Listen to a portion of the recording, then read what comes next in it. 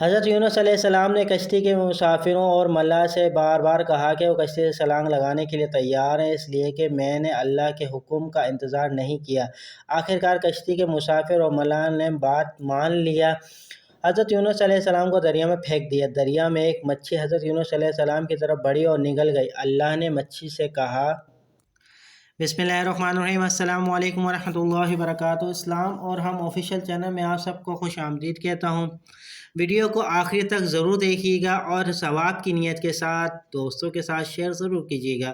حضرت یونس علیہ السلام حضرت یونس علیہ السلام شہر نینوے میں پیغمبر بنا کر بھیجے گئے۔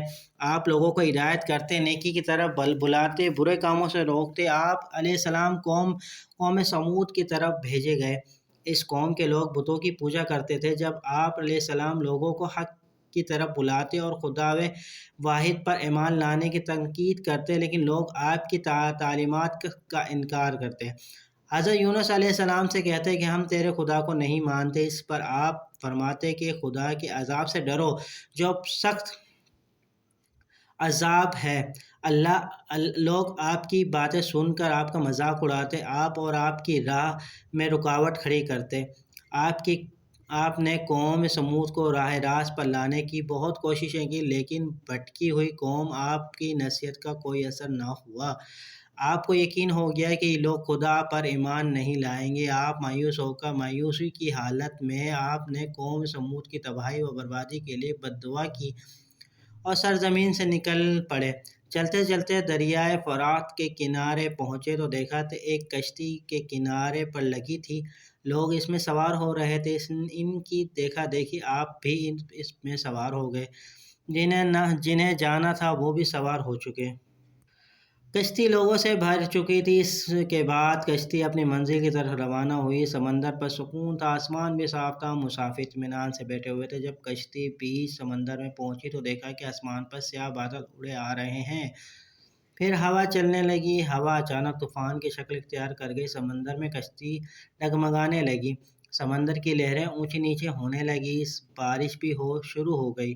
طوفان کے جھٹکوں اور پانی کے تھپڑوں سے کشتی کی ڈوبنے کا اندیشہ پیدا ہو گیا۔ کشتی میں بیٹھے ہوئے مسافر میں سے ایک نے کہا، معلوم ہوتا ہے کہ کشتی میں کوئی ایسا شخص سوار ہے جس نے کوئی بہت بڑی غلطی سرزد کی ہے۔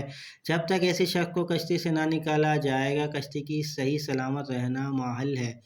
وہ شخص کون ہے یہ بتانا مشکل ہے جب تک وہ خود کو پیش نہ کرے۔ اس پر حضرت یونس علیہ السلام کھڑے ہو گئے اور کہا کہ میں ہی ہوں جس سے بڑی غلطی سرزد ہو گئی ہے۔ مجھے کشتی سے نکال دیا جائے تو آئی ہوئی مصیبتیں ٹل سکتی ہیں۔ تمام مسافر حضرت یونس علیہ السلام کا منہ تکتے رہے، جس نے خود ہی سب کے سامنے اپنی غلطی کا اظہار کیا۔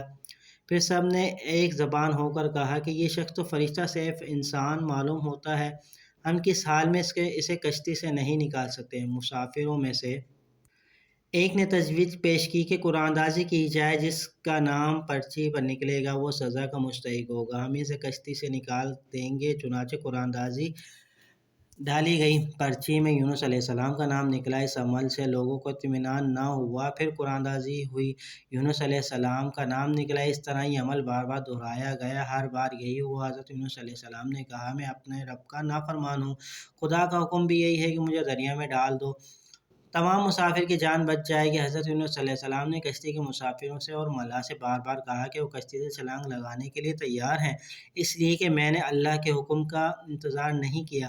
آخرکار کشتی کے مسافر اور ملا نے مان لیا۔ حضرت یونس علیہ السلام کو دریا میں پھینک دیا۔ دریا میں ایک مچھی حضرت یونس علیہ السلام کی طرف بڑھی اور نگل گئی۔ اللہ نے مچھی سے کہا کہ یہ تیری خوراک نہیں، یہ تیرے پیٹ میں امانت ہے جسے واپس کرنا ہے۔ چنانچہ آپ علیہ السلام مچھی کے پیٹ میں اندھیرے میں رہے، اللہ کا ذکر کرتے رہے اور معافی طلب کرتے رہے۔ آپ علیہ السلام پکار رہے تھے، اے اللہ، تیرے سوا کوئی عبادت کے لائق نہیں، تو پاک ہے، بلا شک میں نے ہی اپنے نفس پر ظلم کیا، میں ظالموں میں سے ہوں۔ اللہ نے آپ علیہ السلام کی پکار سن لی۔ آپ علیہ السلام مچھی کے پیٹ میں محفوظ رہے۔ مچھی نے دریا کے کنارے پر الگ دیا۔ جب آپ علیہ السلام مچھی کے پیٹ سے باہر آئے تو بہت کمزور نڈھال تھے۔ آپ علیہ السلام نے کھلی فضا میں سانس لی اور اللہ کا شکر ادا کیا۔ اللہ نے حضرت یونس علیہ السلام سے فرمایا، اگر تو مچھی کے پیٹ میں میری پاکی بیان نہ کرتا تو نجات حاصل نہ کرتا۔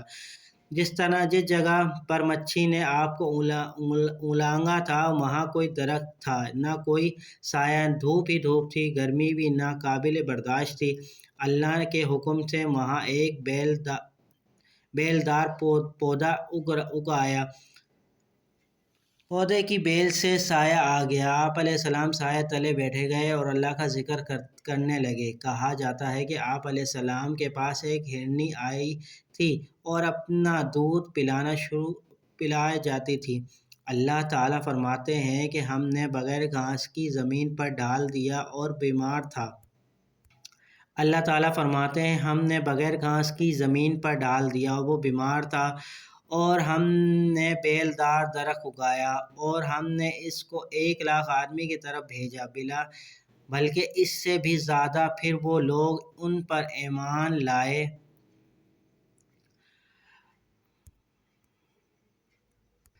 ملک نیوا چھوڑ دینے کے بعد آپ علیہ السلام کی قوم آپ کو بہت زیادہ یاد کرنے لگی۔ آپ علیہ السلام کے نگل جانے کے بعد پچھتانے لگی۔ لوگوں نے محسوس کیا کہ آپ نبی تھے اور ہدایت کے لیے آئے تھے۔ لوگوں نے اللہ سے معافی طلب کی اور حضرت یونس علیہ السلام کی آمد کا انتظار کرنے لگے۔